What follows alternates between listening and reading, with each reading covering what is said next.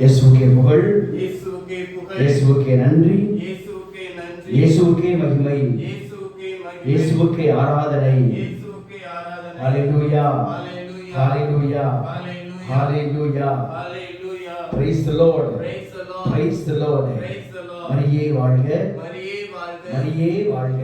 மரியே வாழ்க. இயேசு கிறிஸ்துவில் பிரியமுள்ள சகோதர சகோதரிகளே, நாம் மிகுந்த கனிதரும் ஒரு வாழ்க்கை வாழவே ஆண்டவர் நம் ஒவ்வொருவரையும் அழைத்திருக்கிறார். நாம் மிகுந்த கனிதரும் வாழ்க்கை வாழவே ஆண்டவர் நம் ஒவ்வொருவரையும் தன் சீடர்களாக அழைத்திருக்கிறார். Praise the Lord, Praise the Lord. Hallelujah, Hallelujah, Hallelujah. Hallelujah. நாம் எவ்வாறு கனிதருகின்ற ஒரு வாழ்க்கை அல்லது நமது வாழ்க்கை வளம் தருகின்ற ஒரு வாழ்க்கையாக அல்லது கிறிஸ்து விரும்புகிற ஒரு வாழ்க்கையாக நமது வாழ்க்கை எவ்வாறு எப்படி நாம் வாழ முடியும் என்பதை இந்த நாளிலே ஆண்டவர் நமக்கு கற்றுத்தருகிறார். ஆண்டவர் சொல்கிறார், உண்மையான திராட்சை கொடி நானே. இறை விவிலியத்தை நாம் பார்த்தோம் என்றால் பல இடங்களிலே ஆண்டவர் இந்த திராட்சை கொடியை பற்றி அவர் பல இடங்களிலே நாம் இறை வார்த்தையிலே வாசிக்க கேட்கிறோம்.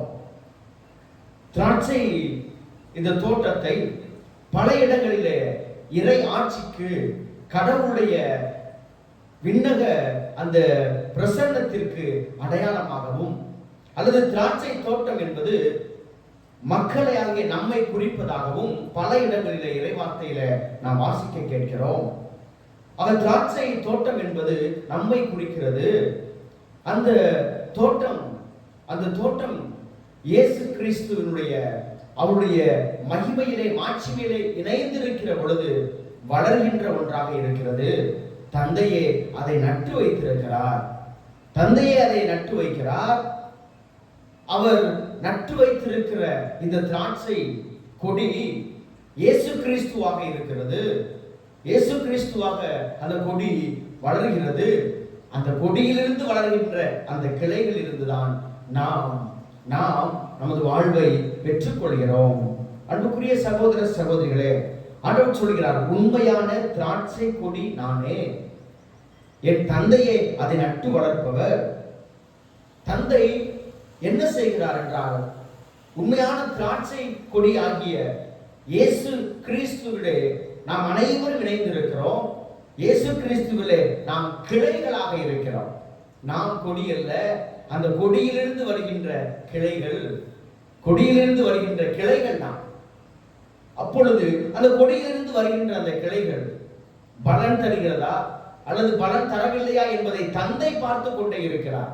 அப்படி என்றால் என் வாழ்க்கையை என் குடும்ப வாழ்க்கையை, என் தனிப்பட்ட வாழ்க்கையை தந்தையாக இறைவன் பார்த்து கொண்டே இருக்கிறார். நான் இயேசுவிலே இணைந்திருக்கிறேனா, நான் இயேசுவிலே இணைந்திருக்கவில்லையா? நான் அவரோடு இணைந்திருக்கிற பொழுது அவர் இரண்டு காரியங்களை செய்கிறார். அவரோடு இணைந்திருக்கிற பொழுது அவர் இரண்டு காரியங்களை அன்புக்குரியவரை செய்கிறார். ஒன்று, கனி கொடாத கிளைகள் அனைத்தையும் அவர் தரித்து விடுவார். கனி கொடாத கிளைகள் அனைத்தையும் அவர் தரித்து விடுவார். அன்புக்குரியவர்களே, நாம் இயேசுவோடு இணைந்திருக்கலாம். இயேசு என்ற திராட்சை கொடியிலே நாம் இணைந்திருக்கலாம். ஆனால் கனி தருகின்ற கிளைகளாக நாம் இருக்க வேண்டும். கனி தருகின்ற கிளைகளாக நாம் இருக்க வேண்டும். இயேசுவிடம் நமது வாழ்வு இணைந்திருக்கலாம். பல வேளைகளில் நாம் இயேசுவோடு இணைந்திருந்தாலும் கனி தராத ஒரு வாழ்வாக, ஒரு கிளையாகத்தான் நாம் இருக்கிறோம். ஆச்சரியமாக இருக்கிறது அல்லவா? இயேசுவோடு தான் இணைந்திருக்கிறோம். இயேசு என்ற இந்த கொடியில் தான் நாம் கிளைகளாக வளர்கிறோம். ஆனால் தந்தையே நம்மை தரித்து விடுகிறார். நான் எவ்வாறு கனிகூடாத கிளையாக நான் எவ்வாறு மாறிவிடுகிறேன்? அன்புக்குரியவர்களே, பல வேளைகளிலே நாம் பெயரளவு கிறிஸ்தவர்களாக இருக்கிறோம். பல வேளைகளிலே நாம் பெயரளவு கிறிஸ்தவர்களாக இருக்கிறோம். பெயரளவுக்கு கிறிஸ்தவர்களாக நாம் இருப்பதால் தான் நாம் கிறிஸ்து என்ற நாமத்தை தாங்கி இருக்கிறோம். ஆலயத்திற்கு செல்கிறோம், ஜெபிக்கிறோம், இறைவார்த்தை வாசிக்கிறோம், பல்வேறு விதமான ஆன்மீக காரியங்களில் ஈடுபடுகிறோம். ஆனாலும் நமது வாழ்க்கை பலன் தரவில்லை, நமது வாழ்க்கை கனி கொடவில்லை என்பதை பல நேரங்களில் நாம் நினைக்கிறோமே. அதைத்தான் தந்தையாக இறைவன் சொல்கிறார்.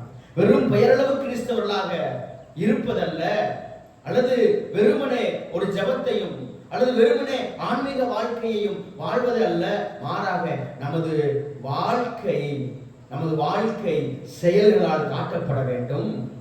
கனி என்பது நமது செயல்கள், கனி என்பது நமது செயல்கள். நம் செயல்கள் தான் நாம் எவ்வாறு வாழ்கிறோம் என்பதை நமக்கு எடுத்து காட்டுகிறது.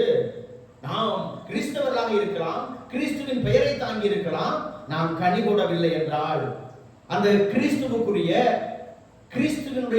அந்த விழுமியங்களுக்குரிய கிறிஸ்துவுக்குரிய அந்த பண்புகளை நாம் வாழவில்லை என்றால், நம் செயல்கள் அதை காட்டவில்லை என்றால், தந்தையாகிய இறைவன் நம்மை தரித்து விடுவார். அப்படி என்றால் அந்த கொடியிலிருந்து அகற்றி விடுவார், அந்த கொடியிலிருந்து அகற்றி விடுவார். அன்புக்குரியவர்களே, இது எச்சரிக்கையான ஒரு வார்த்தையாக இருக்கிறது, எச்சரிக்கையான வார்த்தையாக இருக்கிறது. நான் திருமுழுக்கு பெற்றிருப்பதால், கிறிஸ்தவனாக இருப்பதால், நான் ஆலயத்திற்கு செல்வதால், நான் நன்மை வாங்குவதால் அல்லது ஜெபமாலை ஜெபிப்பதால் மட்டுமே நான் மோட்சத்திற்கு போய்விடுவேன், திருமுழுக்கு பெற்றிருப்பதால் நான் மோட்சத்துக்கு போய்விடுவேன் என்று பல வேளைகளிலே நாம் தவறான ஒரு எண்ணத்தை கொண்டிருக்கிறோமே. அதைத்தான் ஆண்டவர் சொல்கிறார். எனது வாழ்க்கை நான் இயேசுவோடு இணைந்திருக்கிறேன், கிறிஸ்துவை தாங்கி இருக்கிறேன் என்பதை எனது செயல்கள் காட்ட வேண்டும். எனது வாழ்க்கை பிறருக்கு எடுத்துக்காட்டாய் மாற வேண்டும். அதுதான் கனி.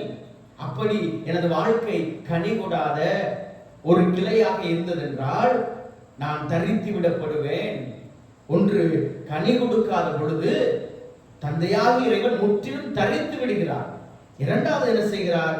கனி தரும் அனைத்து கிளைகளையும் மிகுந்த கனி தருமாறு கழித்து விடுவார்.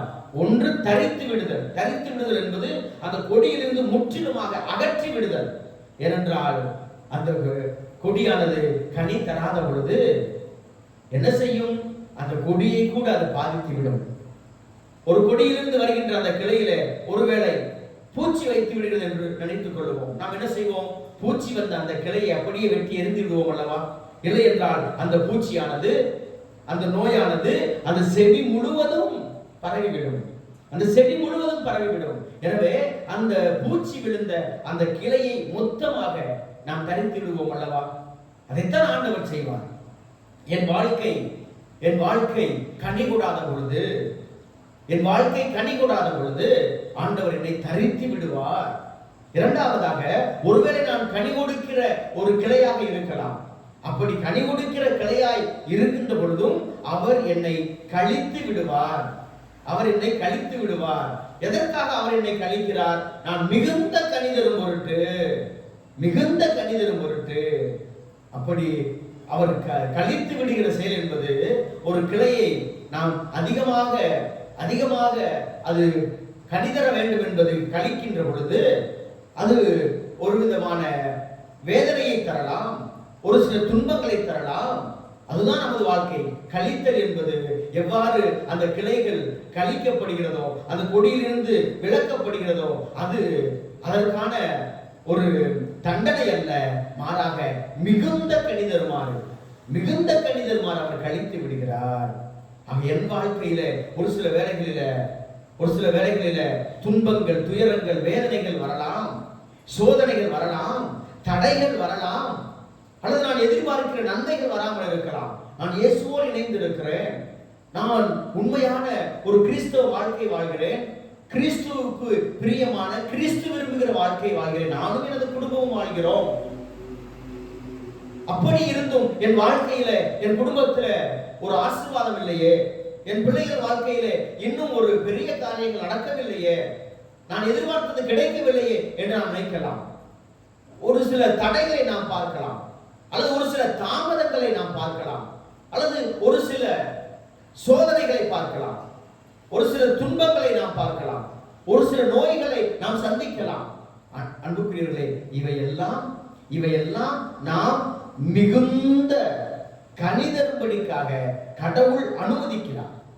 அவர் என் வாழ்க்கையில நான் மிகுந்த கனிதரும் பொருட்டு அவர் என்னை பல்வேறு விதமான சோதனைகளுக்கும் துன்பங்களுக்கும் நோய்களுக்கும் அல்லது ஒரு சில தாமதங்களுக்கும் ஒரு சில தடைகளுக்கும் அவர் உள்ளாக்கி என்னை அவர் மிகுந்த கனிதருமாறு அவர் கழித்து விடுகிறார். அது கடவுளிடமிருந்து நான் பெறுகின்ற தண்டனையோ அல்லது கடவுளிடமிருந்து நான் பெறுகின்ற ஒரு சாபமோ அல்ல. பல வேளையில அப்படித்தான் நினைக்கிறோம், நான் என்ன பாவம் செய்தேன், கடவுள் ஏன் என்னை இப்படி சோதிக்கிறார், எங்களுக்கு மட்டும் ஏன் இந்த சோதனை, எங்களுக்கு மட்டும் ஏன் இந்த வேதனை, எங்க குடும்பத்தில் மட்டும் ஏன் இப்படி எல்லாம் நடக்குது என்று நாம் கேட்கிறோமே. ஆனால் அது கடவுள் பார்வையிலே பார்க்கிற பொழுது நாம் இன்னும் இன்னும் இன்னும் மிகுந்த கணிதமாறு, நாம் இன்னும் பலமாய் தைரியமாய் நாம் கட்டப்படுமாறு வளருமாறு அவர் இவையெல்லாம் அனுமதிக்கிறார். அன்புக்குரியவர்களே, ஆம், அதுதான் கடவுள் நம்மை தயார்படுத்துவது, நாம் தயார்படுத்துவது. என் வாழ்க்கையில் கூட நான் திருத்தொண்டராக 8 ஆண்டுகள் நான் காத்திருந்தேன். 16 ஆண்டுகள் நான் குருமடத்தில் என்னுடைய 9ஆம் வகுப்பில் இருந்து 16 ஆண்டுகளாக நான் மறைமாவட்ட குருவாக திருநிலைப்படுத்தப்படுவதற்காக மறைமாவட்ட குருவாகி இறைப்பணியை பங்கு பணியை செய்வதற்காக என்னையே நான் தயாரித்துக் கொண்டிருந்தேன். 2 மாதங்களுக்கு முன்பாக நான் குருவாக 2 மாதங்கள் இருக்கின்ற பொழுது எனது குருப்பட்டம் நிறுத்தப்பட்டது, தடைப்பட்டது. அன்றிலிருந்து 8 ஆண்டுகளாக 2 மாதங்களிலே குருவாக வேண்டிய நான் 8 வருடங்கள் நான் காத்திருந்தேன். அந்த காத்திருப்புக்குரிய அந்த காரணங்கள், அந்த காத்திருப்புக்குரிய அந்த சூழ்நிலைகளை எல்லாம் நான் அப்பொழுது புரிந்து கொள்ளவில்லை. இறை வார்த்தையிலே வாழ்கிற பொழுதும், இறை வார்த்தையை தியானிக்கிற பொழுதும், ஜெபத்தை நினைத்திருக்கிற பொழுதும் ஆண்டவர் உறுதிப்படுத்திக் கொண்டே இருந்தார். ஆனால் அதற்கான உண்மையான அந்த காரணம், உண்மையான அந்த பொருள் எனக்கு முற்றிலுமாக அது விளங்காமல் இருந்தது. ஆனால் கடவுள் ஏதோ ஒரு பெரிய காரியத்திற்காக என்னை தயாரித்துக் கொண்டிருக்கிறார் என்பதை மட்டும் நான் உறுதியாக விசுவசித்துக் கொண்டிருந்தேன். ஒவ்வொரு இடங்களுக்கும் என்னை அனுப்பி, ஒவ்வொரு வருடமும் ஒவ்வொரு இடங்களுக்கும் என்னை அனுப்பி அவர் என்னை செதுக்கிக் கொண்டிருந்தார் என்பதை மட்டும் நான் உறுதியாக சொல்ல முடியும். நான் அடிக்கடி சொல்லுவேன். ஏனென்றால் அந்த 8 ஆண்டுகளிலே நான் 4 சபைகளிலே நான் இருந்தேன். 8 ஆண்டுகளிலே 4 சபைகள், ஒவ்வொரு சபையிலும் 1.5 வருடம் அல்லது 2 வருடங்கள் இருந்து பல்வேறு விதமான பணிகளை, பல்வேறு விதமான காரியங்களை நான் செய்திருக்கிறேன். ஆண்டவர் அந்த காரியங்களை செய்ய அவர் அனுமதித்து இருக்கிறார். ஆனால் ஒரு சில அந்த காரியங்கள் முடிந்த பின்பாக ஏதாவது ஒரு பிரச்சனைகள், அது என்னை மையமாக வைத்து, எனக்கு சம்பந்தம் இல்லாமல் என்னை மையமாக வைத்து நான் காயப்படும்படி, நான் அந்த இடத்திலே கஷ்டப்படும்படி, வேதனைப்படும்படி, இவ்வளவு செய்தும், இவ்வளவு உண்மையாய் இருந்தும், இவ்வளவு உழைத்தும், இவ்வளவு நேர்மையாய் இருந்தும், இவ்வளவு நாம் செய்தும் இறுதியிலே நம்மை இப்படி செய்து விட்டார்களே, நம்மை பழிவாங்கி விட்டார்களே, நம்மை காயப்படுத்தி விட்டார்களே, நம்மை குற்றப்படுத்தி விட்டார்களே என்று அந்த சூழ்நிலையை கடவுள் எனக்குள்ளே உருவாக்கி, நானாக அந்த சபையிலிருந்து வெளிவருகின்ற ஒரு சூழ்நிலையை கடவுள் உருவாக்கி இருந்தார். அதைத்தான் நான் நம்பி இருக்கிறேன். ஒவ்வொரு இடத்திலும் நான் நன்றாக பணி செய்ய அவர் அனுமதித்தார். அப்பொழுதெல்லாம் சொல்லுவேன், ஒரு சபையிலிருந்து இன்னொரு சபைக்கு நான் போகின்ற பொழுது நான் அப்பொழுதெல்லாம் என் மனதிலே உதித்துக் கொண்டிருந்த ஒரு காரியம் எப்பொழுதுமே சொல்லுவேன், இந்த சபையிலே அல்லது இந்த இடத்திலே என்னை கொண்டு அவர் ஒரு சில காரியங்களை செய்ய அவர் திட்டமிட்டிருந்தார். அந்த காரியங்கள் இந்த சபையிலே அல்லது இந்த இடத்திலே, இந்த இல்லத்திலே அல்லது இந்த மனிதர்களுக்கு அது என்னை கொண்டு அவர் செய்ய வேண்டியது முடிந்துவிட்டது. எனவே அவர் என்னை அந்த இடத்தில் நான் தொடராதபடி அவர் நானாக வேதனையும் கஷ்டமும் அவமானங்களும் கண்ணீரோடு நானாக வெளிவருகின்ற அந்த சூழ்நிலையை அவர் உருவாக்கினார். ஆனால் அன்புக்குரியவர்களே, ஒரு இடத்திலிருந்து நான் வெளியேற வேண்டும் என்ற சூழ்நிலை உருவாகிய பொழுது ஆண்டவர் என்ன செய்தார் தெரியுமா? அதற்கு முன்பே இன்னொரு இடத்தை எனக்கு எப்பொழுதும் தேர்ந்து வைத்திருந்தார். அன்புக்குரியவர்களே, நான் எங்கு போவது என்று ஒருபோதும் யோசித்ததில்லை. ஒரு இடத்திலிருந்து நான் வேறு இடத்திற்கு நான் செல்லுகிற பொழுது, அந்த இடத்திலிருந்து நான் வெளியே போக வேண்டும் என்று நான் முடிவெடுக்கிற பொழுது, அப்படி சூழ்நிலைகள் வருகிற பொழுது அதற்கு முன்பே இன்னொரு இடத்தை ஆண்டவர் தேர்ந்து வைத்திருந்தார். நினைத்து பாருங்கள், நினைத்து பாருங்கள், 8 வருடங்களிலே 4 சபைகளிலே நான் இருந்தேன். ஒவ்வொரு சபையாக என்னை பயன்படுத்தினார்கள், கடவுள் பயன்படுத்தினார். ஒரு சில குறிப்பிட்ட பணியை செய்ய அவர் என்னை பயன்படுத்தினார். அந்த வேலைகள், அந்த பணிகள் முடிந்தவுடன் நானாக அந்த இடத்தை விட்டு போவதற்கான சூழ்நிலைகளை எனக்கு உருவாக்கி கொண்டது. எல்லா இடங்களில் இருந்தும் நான் ஒரு இடத்திலிருந்து வேறொரு இடத்திற்கு செல்கிறேன் என்றால், இதுவரை இந்த நாள் வரை என் குருவான பின்பு கூட நான் எல்லா இடங்களில் இருந்தும் என்னுடைய இறுதி காலங்கள் வேதனையோடும் கஷ்டத்தோடும் ஒரு மன வேதனையோடும் தான் நான் வெளியேறி இருக்கிறேன். காரணம் என்ன தெரியுமா? நான் என்னை பற்றி அந்த இடத்திலே பெருமை பாராட்டக்கூடாது என்பதற்காக கடவுள் அத்தகைய சூழ்நிலைகளை அவர் அனுமதித்தார். அன்புக்குரியவர்களே, நான் குருமானவராக அல்லது திருத்தொண்டராக இருக்கும் போது மட்டுமல்ல, ஒவ்வொரு சபையை விட்டு போகின்ற பொழுதும் நான் வேதனையோடும் துக்கத்தோடும் அழுகையோடும் தான் நான் ஒரு சபையிலிருந்து இன்னொரு சபைக்கு சென்றிருக்கிறேன். அது எல்லாமே கடவுளுடைய திட்டமாகத்தான் நான் பார்த்தேன்.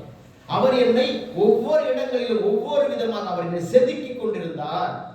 அவர் விரும்புகிற சிற்பமாக நான் மாறுகிற வரை அவர் என்னை செதுக்கி கொண்டிருந்தார். நான் குருவான பின்பு கூட அப்படித்தான். குருவாகி முதல் ஆண்டில நான் எங்களுடைய சபையுடைய தலைமையிடத்தில் இருந்தேன். நன்றாக பணி செய்து கொண்டிருந்தேன். ஆனால் அங்கிருந்து வேதனையும் கஷ்டமும் மன துன்பங்களும் துயரங்களுக்கும் உள்ளாக்கப்பட்ட பொழுது கூட அந்த இடத்திலிருந்து வேறொரு பணித்தளத்திற்கு செல்ல வேண்டும் என்பதை கடவுள் அவர் வெளிப்படுத்தினார். எனவே அந்த கஷ்டங்கள், அந்த வேதனைகள், அந்த துன்பங்கள் எனக்கு வந்தது. அந்த இடத்திலிருந்து நான் வெளியேற வேண்டுகின்ற சூழ்நிலையை நான் சார்ந்திருக்கிற என் சொந்த உறவுகள் எனக்கு கொடுத்தது. எனவே நான் அங்கிருந்து நான் கஷ்டப்பட்டு வேதனையோடு தான் இன்னொரு இடத்திற்கு நான் அனுப்பப்பட்டேன். நான் அப்ப அனுப்பப்பட்ட இடம் என்பது எனக்கு அவர்கள் பார்வையில ஒரு தண்டனையாக இருந்தது. ஆனால் கடவுள் என்னை ஆசீர்வாதமாக அந்த இடத்துல லட்சக்கணக்கான மக்களுக்கு இறை வார்த்தையை அறிவிக்கின்ற ஒரு மாபெரும் இடத்திலே கடவுள் என்னை அப்படி பயன்படுத்தினார். 4 ஆண்டுகளாக சிவாஜி நகரிலே அவ்வளவு கடவுள் என்னை பயன்படுத்தினார். ஆந்திராவிலே நான் 1 வருடங்கள் தான், 8 மாதங்கள் தான் நான் குருவாகி அங்கு பணி செய்து கொண்டிருந்தேன். எத்தனையோ ஆலயங்கள், எல்லாம் பெரிய பெரிய திருத்தலங்களுக்கு தான் அதிகமாக நான் திருப்பலி நிறைவேற்றுவதற்கு என்னை அழைப்பார்கள். அப்படி அந்த வாழ்க்கை கடவுளுக்கு உகந்த வாழ்க்கையாய், ஒரு மாபெரும் மகிழ்ச்சியின் வாழ்க்கையாய், மக்கள் எல்லோரும் அழைக்கின்ற ஒரு வாழ்க்கையாய் மாறியது. ஆனால் கடவுள் அதிலே நிலைநிறுத்தவில்லை. அதுதான் அதிலிருந்து நான் இருந்த இடத்திலிருந்து எனக்கு பல்வேறு விதமான பிரச்சனைகள், துன்பங்கள் வந்தது. என்னை ஆதரிக்க வேண்டியவர்கள், அன்பு செய்ய வேண்டியவர்களே என்னை எத்தனையோ விதமான துன்பத்திற்கும் துயரத்திற்கும் புறக்கணிப்புக்கும் ஆளாக்கினார்கள். கடவுளுடைய திட்டம் அது. ஒரு இடத்திலிருந்து அதைவிட மேன்மையான ஒரு இடத்திற்கு என்னை அழைத்து செல்வதற்காக கடவுள் அவர் என்னை அத்தகைய சூழ்நிலைக்கு உள்ளாக்கினார். நான் சிவாஜி நகரில் 4 ஆண்டுகள் என்னுடைய பணியை தொடர்ந்தேன். என்னுடைய 4வது ஆண்டு கடவுள் எங்கள் சபைக்காக ஒரு தாய் வழியாக சுமார் 4 கோடி மதிப்புள்ள ஒரு இல்லத்தை கொடுப்பதற்காக கடவுள் திட்டமிட்டிருந்தார். கடவுளுடைய திட்டம். எனவே அந்த இல்லத்தை நான் பெற்றவுடன் என்னுடைய அந்த பணி வாழ்க்கை மிக மிக வேதனையாய், கஷ்டமாய் மாறியது. என் பெயர் பெங்களூர் முழுவதுமாக என் பெயர் தவறாய் கெடுக்கப்பட்டது. என்னை பற்றி தவறான செய்திகள் பரப்பப்பட்டன. எனக்கு எல்லோரும் எதிராக இருந்தார்கள். அன்புக்குரியவர்களே, ஏன் கடவுள் திருமலை சொல்வதற்கு ஏன் அச்சப்பட வேண்டும்? ஆயர்கள், குருக்கள் எல்லோரும் இவர்கள் எனக்கு எதிராக இருந்தார்கள். மக்கள் மற்றும் எல்லா பெங்களூரில் இருக்கிற எல்லா பகுதியில் இருக்கிற எல்லா மக்களும் எனக்கு சார்பாக இருந்தார்கள். காரணம், கடவுள் என்னை அங்கு அவர்கள் ஆலயத்திலே பயன்படுத்திய விதம். என்னை எந்த இடத்திற்கும் திருப்பலிக்கு போகக்கூடாது என்று கட்டளையிட்டார்கள். வீடுகள் சந்திக்க அனுமதிக்கப்படவில்லை. இப்படியெல்லாம் ஓப்பனாக பல இடங்களில் என்னை தடுத்தார்கள். ஆனால் கடவுள் ஒருபோதும் என்னை கைவிடவில்லை. அங்கு ஆண்டவர் அந்த இல்லத்தை கொடுத்து குருமானவர்கள் இறையல் படிக்க கடவுள் ஒரு மாபெரும் ஒரு இடத்தை ஆசீர்வாதமாய் ஒரு கொடையாக அந்த தாய் வழியாக கொடுத்தார். அந்த வாழ்ந்த நாட்களிலே ஒவ்வொரு மாதமும் குறைந்தது 40 முதல் 50 60,000 ரூபாய் செலவுகள் வரும். எப்படி கிடைக்கும்?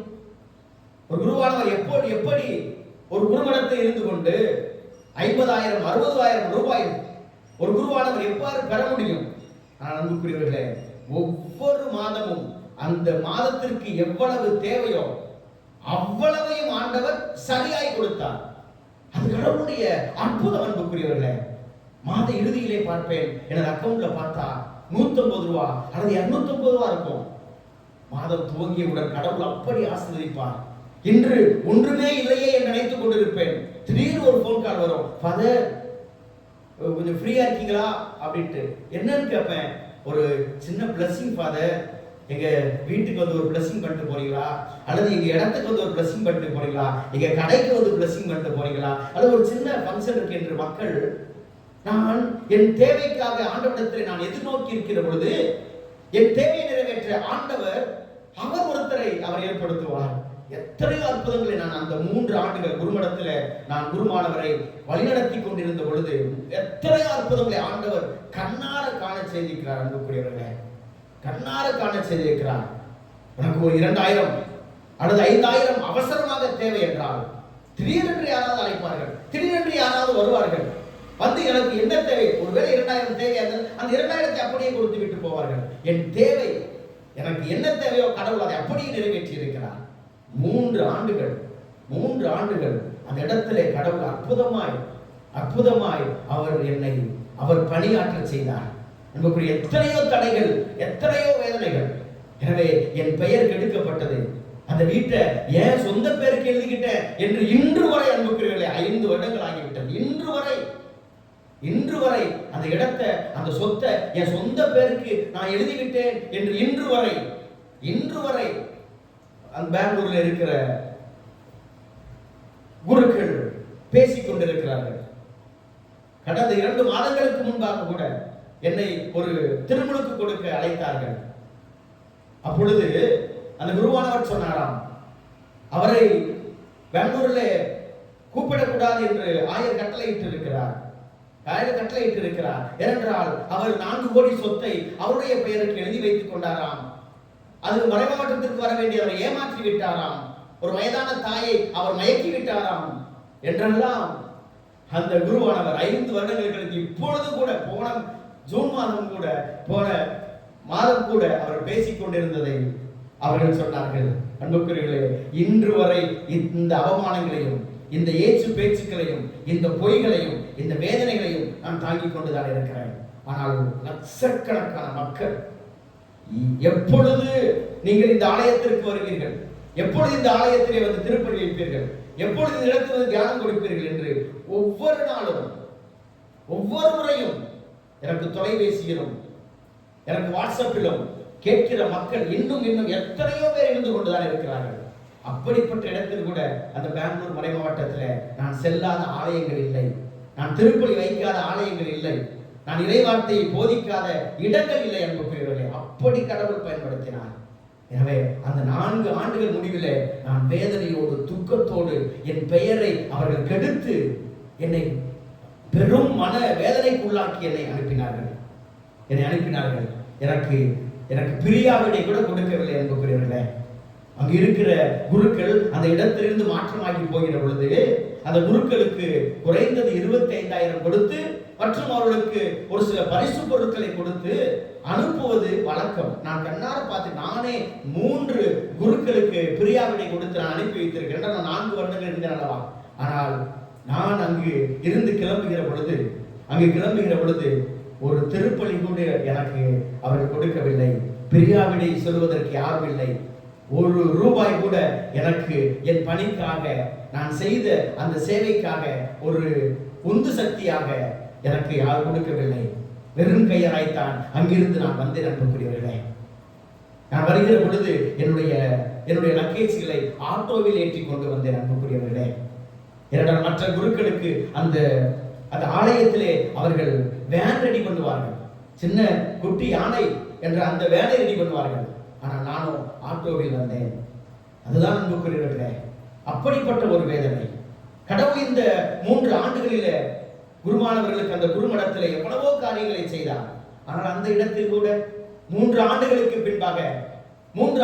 பின்பாக இறுதியில அங்கு இருந்த பொழுது கூட அங்கும் எனது பெயர் கெடுக்கப்பட்டது. எனது மீது பொய்யான பேச்சுக்கள் வந்தது, குற்றங்கள் வந்தது. எனக்கு லாயர் நோட்டீஸ் அனுப்புனாங்க. இவர் என்னை கொல்ல பார்க்கிறார், இவர் இந்த காரியங்களை எல்லாம் செய்கிறார். அங்கு இருக்கிற பொழுது நாங்கள் சார்ந்திருந்த அந்த பங்கிலிருந்து திடீரென்று ஒரு சிலர் வந்து வருவார்கள். பின்புதான் தெரிந்தது அவர்களை அங்கிருக்கிற பங்கு தந்தை வேகுவாக்க அனுப்பினார் என்று. அங்கு யார் வருகிறார்? மிக சிறப்பாக ஞாயிற்றுக்கிழமையிலே திடீரென்று யாராவது வருவார்கள். அவர்களை நாங்கள் முன்ன பின்ன பார்த்ததில்லை. பின்னாளில் தான் எங்கள் சகோதரர்கள் அந்த பங்குக்கு செல்லத்தான் அந்த பங்கிலே பார்க்கிற பொழுது இவர்கள் நம்மை பங்கை சார்ந்தவர்கள், இவர்களே ஏன் இங்கு வருகிறார்கள் என்று பின்பு யோசித்த பொழுதுதான் இறுதியிலே அவர்கள் எங்களுக்கு நல்லவர்களாக எங்களோடு உறவு நிலைக்கு வந்த பிறகு எங்கள் சகோதரருடைய அந்த ஜெப வாழ்வை, அந்த பணி வாழ்வை பார்த்த பொழுது அப்பொழுது அவர்கள் ஒரு நாள் சொன்னார்கள், இவ்வாறு நாங்கள் உங்களுடைய இல்லத்தை வேகு பார்க்க ஞாயிற்றுக்கிழமை அங்க பூசை வைக்கிறீங்களா இல்லையா, அல்லது நீங்க பூசை வச்சா யார் வர்றது, அந்த இடம் எப்படி இருக்கு என்று வேகு பார்க்க நாங்கள் அனுப்பப்பட்டோம் என்று மனதிலிருந்து சொன்னார்கள். அன்புக்குரியவர்களே, மனதிலிருந்து சொன்னார்கள். அத்தகைய வேதனையோடும் ஒரு பலியோடு தான் அந்த இடத்திலிருந்து நான் வந்தேன். அன்புக்குரியவர்களே, எப்பொழுதுமே நான் எதிர்பார்த்து கொண்டிருப்பேன். ஒரு இடத்திலே நான் இருக்கிற பொழுது அந்த இடத்திலே என் பணி, என் தேவை முடிந்துவிட்டது என்று கடவுள் நினைக்கிற பொழுது நான் அந்த இடத்திலே அவமானப்படுவேன். அந்த இடத்திலே எனக்கு பிரச்சனைகள் வரும். அந்த இடத்திலே நான் கஷ்டப்படுவேன். நான் தவறாக என்னுடைய பெயர் கெட்டு போகும். அந்த இடத்திலே என்னை ஒரு தவறாக சித்தரிக்கிற சூழ்நிலை, என் மீது பொய் குற்றச்சாட்டுகள் சொல்லப்படுகின்ற சூழ்நிலைகள் உருவாகும். அப்பொழுது நானே முடிவுக்கு வந்து விடுவேன், ஆண்டவர் என்னை இன்னும் வேறு ஏதோ ஒரு இடத்திற்கு என்னை அனுப்பி அங்கு அவர் இதைவிட ஒரு பெரிய காரியங்களை செய்ய மிகுந்த கனிதர அவர் என்னை அழைக்கிறார், என்னை ஏற்பாடு செய்கிறார். அன்புக்குரியவர்களே, உங்கள் வாழ்க்கையில அவமானங்கள், துன்பங்கள், வேதனைகள், தடைகள் அல்லது நீங்கள் எதிர்பார்த்த காரியங்கள் நடக்கவில்லையா? உங்க வாழ்க்கை நீங்க நல்லது செஞ்சோம், கடவுளுக்காக வாழ்ந்தோம், உங்க வாழ்க்கையில துன்பங்கள், துயரங்கள், வேதனைகள் வந்துகிட்டு இருக்கா, அவமானங்கள் வந்துகிட்டு இருக்கா, உங்க பெயரை கெடுத்து இருக்கிறாங்களா, அல்லது நீங்க செய்யாத குற்றத்திற்காக பழி சுமத்தப்பட்டிருக்கீங்களா? கவலைப்படாதீங்க, கடவுள் உங்களை கழித்துக் கொண்டிருக்கிறார். நீங்கள் மிகுந்த கணிதமாறு அவர் உங்களை கழித்துக் கொண்டிருக்கிறார். அதுதான் கிறிஸ்தவ வாழ்க்கை. துன்பம் இல்லாத, துயரம் இல்லாத, வேதனை இல்லாத, அவமானம் இல்லாத, கவலை, கஷ்டங்கள், கண்ணீர்கள் இல்லாத உண்மையான கிறிஸ்தவ வாழ்வு இல்லை. அன்புக்குரியவர்களே, உண்மையான கிறிஸ்தவ வாழ்வு இல்லை. நாம் கணிதரும்படிக்காக, நாம் மிகுந்த கணிதரும்படிக்காக அவர் நம்மை கழித்துக் கொண்டிருக்கிறார். அப்பொழுதெல்லாம் நீங்கள் கடவுளுடைய அந்த பிரசன்னத்தை நீங்கள் நம்புங்கள். அவர் இப்பொழுது இருக்கிறதை விட இன்னும் மேன்மையை உங்களை மாற்றுவார். இப்பொழுது உங்களிடம் இருப்பதை விட இன்னும் அதிகமாய் உங்களுக்கு தருவார். இப்பொழுது இருக்கிற உங்கள் வாழ்க்கையை விட இன்னும் சிறந்ததாய் உங்கள் வாழ்க்கை மாறும். நான் அந்த 8 ஆண்டுகள் காத்திருந்த 8 ஆண்டுகளை இப்பொழுது கூட நினைத்து பார்க்கிற பொழுது ஒவ்வொரு இடங்களிலும் ஒவ்வொரு புது விதமான அனுபவங்களை கொடுத்து அவர் என்னை செதுக்கி கொண்டிருந்தார். காரணம், இந்த நிலைக்கு வர வேண்டும். இன்னும் செதுக்கிக் கொண்டே இருக்கிறார். இதைவிட அவர் இன்னும் என்னிடத்தில் எதிர்பார்க்கிறார் என்பதைத்தான் ஆவியானவர் எனக்கு உணர்த்தி கொண்டிருக்கிறார். இந்த சூழ்நிலைகளில் எல்லாம் நாம் கழிக்கப்படுகிற பொழுதெல்லாம் ஒன்றை மறந்துவிடக் கூடாது, இயேசுவிலே நாம் இணைந்திருக்க வேண்டும். ஆண்டவர் சொல்றாரு, தந்தை நம்மை கழித்து விடுவார். எதற்காக? நாம் மிகுந்த கனிதரும் பொருட்டு. அப்பொழுது நாம் இயேசுவோடு தொடர்ந்து இருக்க வேண்டும். நீங்கள் என்னோடு இணைந்திருந்தால் மிகுந்த கனி தருவீர்கள். அப்ப என் வாழ்க்கை எப்ப மிகுந்த கனியாக மாறும்? நாம் தொடர்ந்து இயேசுவிலே நான் இணைந்திருக்க வேண்டும். அவர் பிரசன்னத்தில் இணைந்திருக்க வேண்டும்.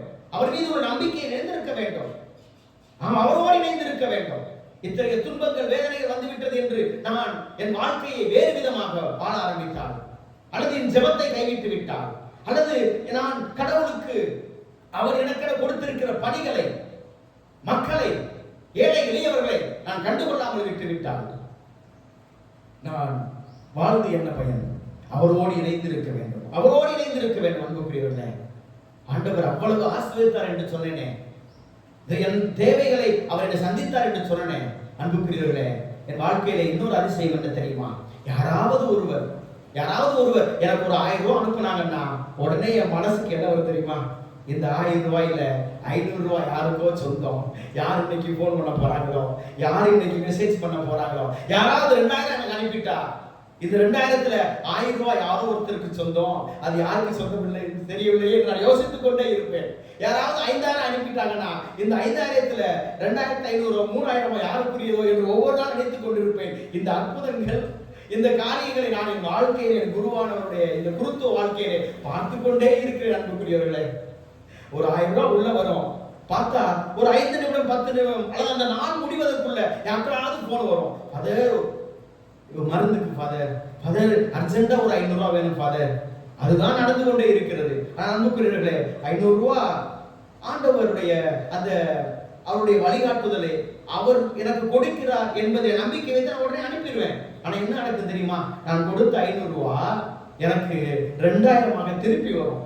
இன்னும் 2 நாள் 3 நாள்ல பார்த்தாலும் அந்த வாரம் முடிகிறதுக்குள்ள திருப்பி எனக்கு வந்த கொடுத்த காசு 4 மடங்கு ஆண்டவர் தந்திருப்பாரு. அதைத்தான் என் வாழ்க்கை அனுபவித்திருக்கிறேன். எனவே நான் கொடுப்பதை ஒருபோதும் நான் கஷ்டப்பட்டதில்லை. அது காலையில திடீர்னு பார்த்தா ஒருத்தவங்க, ஃபாதர் என்னுடைய கணவர் இறந்த நாள், எனவே அவருக்கு நீங்கள் திருப்பலி வைத்து விடுங்கள், ஏழை எளியவர்களுக்கு தேவை என்பவர்களுக்கு எக்ஸ்ட்ரா ஒரு 1000 ரூபாய் அனுப்பி வைக்கிறேன் ஃபாதர், கொடுத்து விடுங்கள் என்று சொல்லி 1300 ரூபாய் அனுப்பி வைத்தார்கள். திருப்பலிக்கும் ஒரு 1000 ரூபாய் ஏழை எளியவர்களுக்கு அல்லது தேவைப்படுவர் கொடுங்கள் என்று சொல்லி காலையில அனுப்பி வச்சிருக்கிறாங்க. ஒரு 11 மணி போல எனக்கு ஒரு மெசேஜ் வருது. 11 மணி போல, ஃபாதர் ஒரு மிக மிக ஒரு அர்ஜென்ட் ஃபாதர், ஒரு 1000 ரூபாய் கிடைக்குமா? அப்பொழுதே எனக்கு தெரிந்த 1000 ரூபாய் திடீரென்று வருகிறது, எக்ஸ்ட்ரா வருது என்று நினைத்தேன். ஒரு 2-3 மணி நேரத்திற்குள்ள ஒருத்தவங்க போன் பண்ணி, ஃபாதர் மிக மிக மிக அர்ஜென்ட் ஃபாதர், எத்தனையோ பேர்ட்ட கேட்டேன் கிடைக்கிற ஃபாதர், ஆஸ்பத்திரியில் உட்கார்ந்து இருக்கிறேன், என் பிள்ளைய வச்சுக்கிட்டேன், ஒரு 1000 ரூபாய் கிடைக்குமா? உடனே அனுப்பிவிட்டேன். அன்புக்குரியவர்களே, உடனே அனுப்பிவிட்டேன். அன்புக்குரிய, அதுதான் கடவுள். அவர் நம்மை பராமரிக்கிறார். நம்ம ஒரு 11:12 மணிக்கு அனுப்பியிருப்பேன். மாலை ஒரு 5:30 மணிக்கு பார்த்தா, திடீர்னு பார்த்தா ஒரு 1000 ரூபாய் மீண்டுமாக எனக்கு வருகிறது.